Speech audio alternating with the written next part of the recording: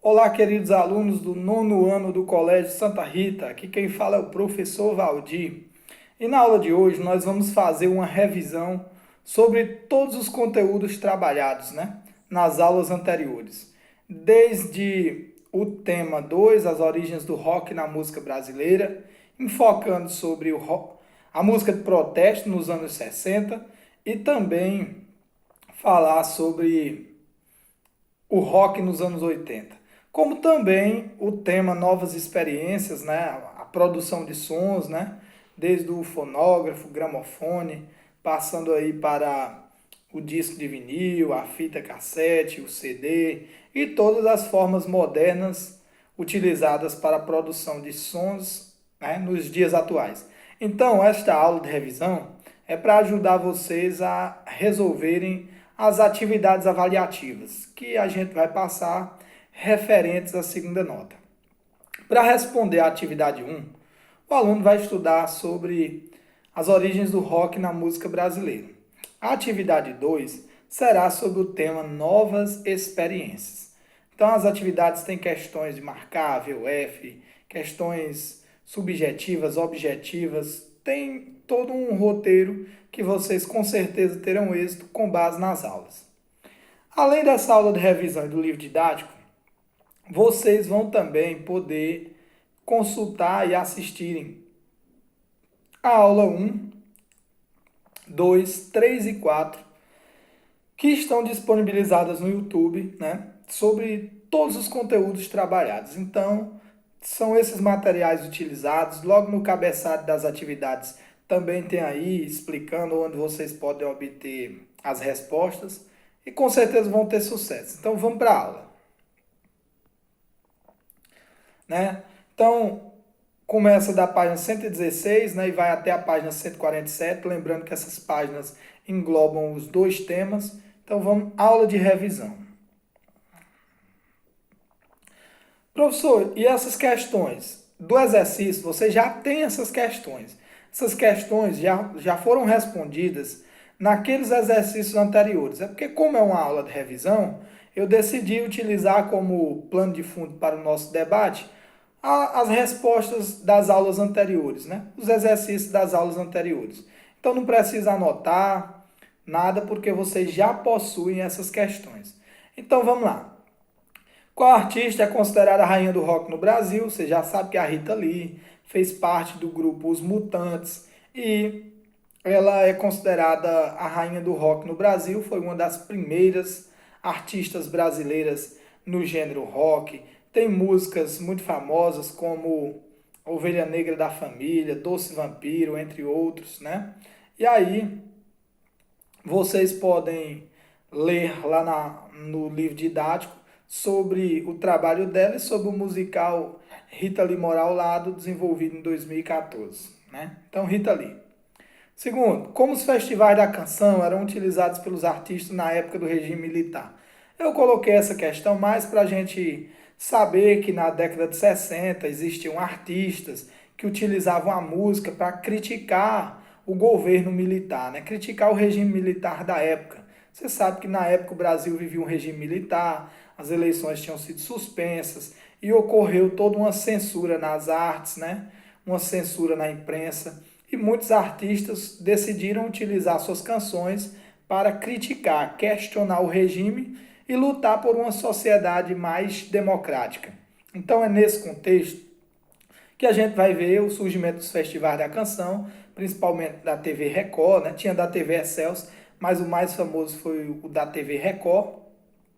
E aí vamos debater justamente isso. Os artistas eles utilizavam esse espaço para protestar contra a ditadura e lutar pela liberdade de expressão. Qual artista se destacou a escrever músicas com letra de protesto contra o regime? Quais artistas? Aí está aqui o nome dos principais, Chico Buarque, Geraldo Vandré, Jair Rodrigues, Rita Lee, Caetano Veloso, Elis Regina, entre outros, utilizaram a arte para criticar o regime militar e lutar por uma sociedade mais democrática.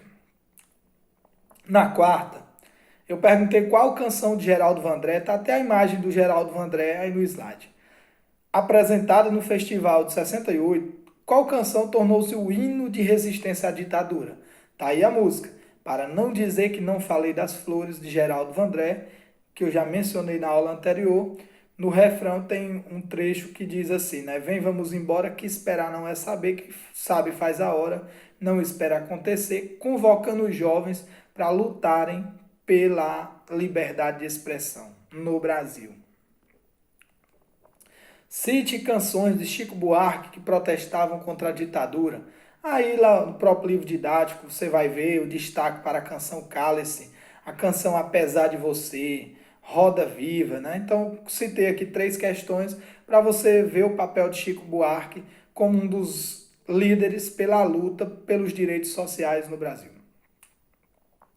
Quais as principais bandas de rock brasileiras dos anos 1980? Eu coloquei aqui a resposta que você a resposta que você vai ver no livro didático, no exercício e aqui no nosso slide, né? Que é o Barão Vermelho, Titãs, Paralama de Sucesso, Legião Urbana. Aqui você vê no slide a foto do Barão Vermelho, do Titãs, a foto dos Paralamas de Sucesso e em cima, né, parte superior, você vê Legião Urbana. Mas tinham outros, né, como RPM, Biquíni Cavadão, entre outras bandas. Engenheiro do Havaí. Na sétima eu coloquei, né? Quais os temas presentes nas canções de rock nos anos 80? Na década de 80 você viu que o Brasil viveu uma transição entre ditadura e democracia, portanto, tornou-se propícia para letras contestatórias, né? Então a resposta poderia ser letras contestatórias, liberais, e que refletiam a situação econômica e política do país naquele momento. Aí na oitava eu pedi para você citar canções de destaque do cantor Cazuza, né? Aí tem Brasil, né? Ideologia, Codinome Beija-Flor, O Tempo Não Para, Faz Parte do Meu Show. São exemplos de canções de destaque do cantor Cazuza. E só destacar que a canção Brasil ela foi feita em 1988, no ano que estava sendo elaborada a última Constituição, né, e atual da história do Brasil, que é a Constituição de 1988, apelidada de Constituição Cidadã. Então, tá aí os principais temas que irão abordar lá na nossa atividade 1. Agora, para você responder à atividade 2, né? Atividade avaliativa número 2, você vai ler sobre o tema 3, novas experiências. Nós vamos retratar a possibilidade de gravação e reprodução de sons, né? Vamos ver a evolução destes aparelhos ao longo da história. Como eu disse, desde o fonógrafo, do gramofone, passando para o disco de vinil, né? Como eu já falei, fita cassete, CD, os pendrives, né? E hoje com a internet, as músicas aí que você pode escutar no YouTube, né? Online, basta ter uma boa internet. Então, vamos analisar as mudanças para a confecção e produção de sons. Aí aqui na primeira eu perguntei qual foi o primeiro aparelho que possibilitou a gravação e a reprodução de sons. Está aí o nome do aparelho, o fonógrafo, que foi criado em 1877 por Thomas Edison. Então Thomas Edison criou o fonógrafo. Na segunda, eu perguntei qual a importância do gramofone para a história da música, né? O gramofone, você vê aqui a imagem abaixo, né?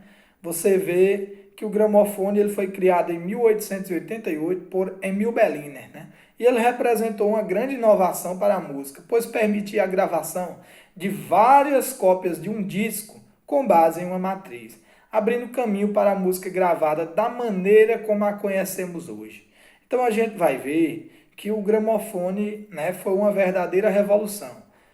O fonógrafo gravava um disco e ali era permitido a gravação e a reprodução, porque antes a gente viu que só era possível, né, gravar e reproduzir um som só ao vivo através das partituras. Então o fonógrafo gravava um disco.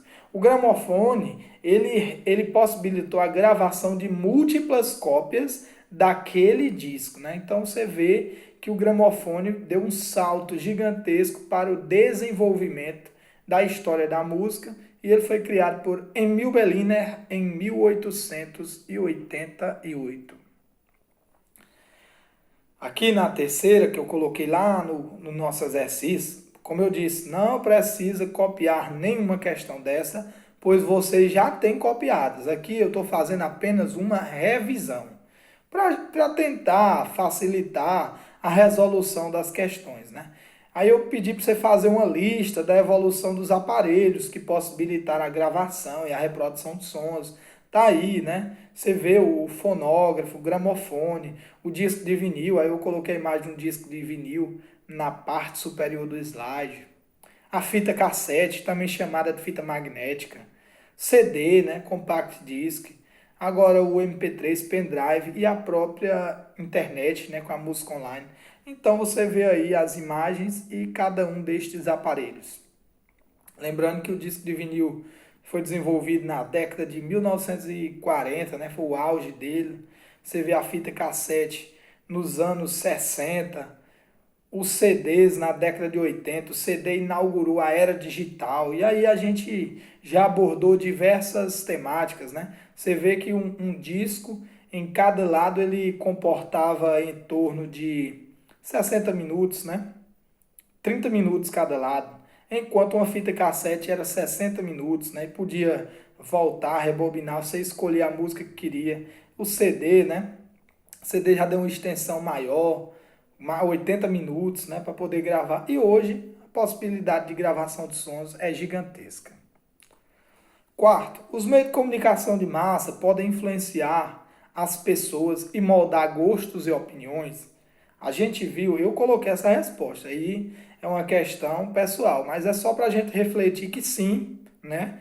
Porque através do rádio, da televisão, jornais, a indústria cultural tenta padronizar o gosto das pessoas. Então a indústria cultural diz, isso aqui é sucesso, isso não é sucesso. E a gente tem que ter o discernimento, ter um senso crítico e termos a nossa própria opinião. Não podemos deixar ser influenciado por esses meios. Se você gosta de um estilo, mas goste por você. Não seja uma mera marionete desse jogo produzido pela indústria cultural. Professor, e o que é a indústria cultural? Indústria cultural foi um termo criado pelos filósofos alemães Mark Horkheimer e Theodor Adorno. Se refere à produção em larga escala na arte e na cultura com a lógica industrial e capitalista. É o que eu disse a vocês, né? A indústria cultural, esses dois filósofos alemães, eles observaram o desenvolvimento da indústria no mundo capitalista, produção em larga escala de automóveis, de roupas, né? A moda. Eles observaram tudo isso. Aí eles perceberam que da mesma maneira que existia esse desenvolvimento na indústria normal, a cultura também passou a sofrer uma influência do processo de industrialização. Determinadas empresas, né, por exemplo, estações de rádio, né, diziam que aquele tipo de música era sucesso e outro não. Então ele começou a observar que o mundo capitalista estava se adentrando no campo da arte e da cultura, né? Ganhando muito dinheiro através da venda de discos, shows. Então, a partir daí, eles analisaram os efeitos que a produção em larga escala na arte e na cultura estavam sofrendo dentro da lógica industrial e capitalista. Então, chamamos isso de indústria cultural. Na sexta, eu pergunto quais os principais veículos de comunicação de massa a serviço da indústria cultural. Meu aluno já sabe que são jornais, o cinema, o rádio, a televisão. Hoje a gente vê na internet, né? Quando vocês estão assistindo um vídeo, né? Acho que vocês já observaram que antes de começar o vídeo tem sempre uma propaganda. Ali busca justamente nos convencer a comprar um determinado produto ou utilizar um determinado serviço. Então, a música, a cultura sofreu uma grande influência ainda hoje, sofre com jornais, cinema, rádio e televisão. São meios de comunicação de massa que buscam influenciar o gosto das pessoas. Vou dar um exemplo. Um grande artista, ele sai em jornais, muitos têm suas canções nas trilhas sonoras de filmes ou filmes que retratam a vida desses artistas. Suas músicas estão nas estações de rádio.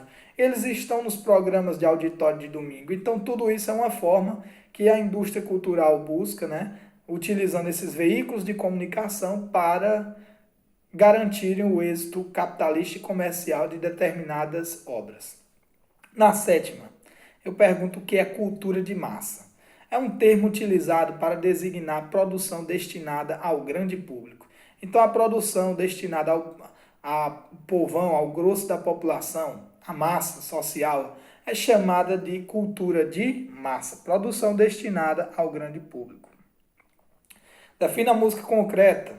Quando você for ler lá no exercício, você vai ler a música concreta, que foi surgida na década de 1940, se caracteriza pela criação de peças musicais baseadas na gravação e na manipulação de sons existentes. Exemplo, remover ou realocar trechos nas fitas e até mesmo tocar fitas ao contrário. Então tá aí a imagem dos criadores da música concreta, né? Pierre Henry e Pierre Schaeffer, importantes ícones da música concreta. Eles eram capazes de fazer recortes, né? De colocar a música com uma velocidade maior, menor, né? Através das fitas cassetes. A partir daí surgiu a música concreta. E no Brasil, a gente vai ver o destaque para o artista, né? Que faz parte da música concreta, ele que é músico, que é instrumentista. Você vê aí a imagem do Hermeto Pascoal, né? Cite um exemplo de um músico brasileiro da música concreta e qual a sua peculiaridade artística. Aí você vê a imagem do Hermeto Pascoal, ele que toca vários outros instrumentos, né? Ele toca sanfona, que é chamado popularmente de acordeon. Ele toca vários instrumentos convencionais, né? Pandeiro, mas o grande destaque do Hermeto Pascoal é justamente produzir sons com elementos do cotidiano, né? Então, além de tocar instrumentos musicais convencionais como acordeão, como a flauta, como o violão, entre outros, ele cria instrumentos utilizando materiais inusitados, como chaleiras e canos. Então, para o Hermeto Pascoal, ele é capaz de produzir sons com os objetos do dia a dia. Ele pega, por exemplo, um latão de lixo e produz som com ele, ele pega chaleiras, né, canos. Aí você vê na imagem ele tocando uma chaleira. Então, ele é um músico concretista e um dos grandes ícones desse gênero musical no Brasil, Hermeto Pascoal. Na décima eu perguntei o que são direitos autorais e quais, né, a sua grande contribuição e qual artista foi pioneira na luta pelos direitos autorais, na décima primeira, né? Então, os direitos autorais são o conjunto de leis que garantem aos autores a posse de suas obras. Então, suponhamos, meu querido aluno, que você tenha escrito uma letra de uma música e registrado em cartório, ou feito a melodia desta canção e registrado. Então, suponhamos que alguém utilize a sua canção e faça sucesso. Só aquela pessoa vai ter lucros com aquilo? Não, isso é injusto, né? Então, você, através desses direitos, você pode requisitar a sua contribuição, a sua participação nos lucros do sucesso que você criou. Porque você foi o autor, então você tem direitos, né? Então, os direitos autorais, conjunto de leis que garantem aos autores a posse de suas obras. E aí você vê na imagem a Chiquinha Gonzaga, né? Foi a artista brasileira pioneira na luta pelos direitos autorais. Ela fundou em 1917 a Sociedade Brasileira de Autores Teatrais, SBAT, primeira entidade criada para proteger os direitos autorais no Brasil, né? Então, Chiquinha Gonzaga, ela fez uma famosa canção de carnaval, né? O Abre Alas. Acho que todo mundo já ouviu aquela O Abre Alas que eu quero passar no carnaval. E aí é só para você entender que ela foi pioneira porque ela não aceitou que pessoas fizessem sucesso com suas canções e ela não tivesse êxito, não ganhasse nada. Então ela foi uma das pioneiras na luta pelos direitos autorais no Brasil, né? Tem até um clichê, mas era uma mulher à frente do seu tempo, né? Da sua época. E aí, como eu disse a vocês, Este exercício sobre o tema 3, novas experiências, vai ajudar vocês a responderem à atividade número 2, né? Então, esses dois exercícios, como eu já falei, vocês já têm esses exercícios, não precisa copiar nada, é só para a gente, eu escolhi eles apenas para topificar, para poder ficar mais fácil de escolher e sintetizar os principais temas dos capítulos. Então, acho que todos vocês vão ter sucesso e êxito. Lembre também de estudar o papel do músico Fernando Sardo, músico brasileiro, que cria instrumentos novos, né, inusitados, como por exemplo a citarola, em que ele pega um instrumento indiano, o citar, e mistura com a viola caipira brasileira, né, cria a citarola, ou a flauta osorante, né, quando ele pega uma flauta e faz uma flauta com restos de cano e restos de desodorante, criando flauta osorante, e também o destaque para o grupo WACT, né? Lá no final do nosso tema Novas Experiências, vai falar do grupo do WACT e a sua facilidade de compor músicas com instrumentos inusitados. Então, está aí a nossa revisão, eu espero que ela possa contribuir para você resolver tanto a atividade 1 como a atividade 2. Vocês vão conseguir uma atividade que vai dar um certo trabalho, mas estudando pelo livro didático e pelas aulas, vocês vão ter êxito e tirar 10. Eu espero que todos possam ter compreendido. Fiquem com Deus e até a próxima.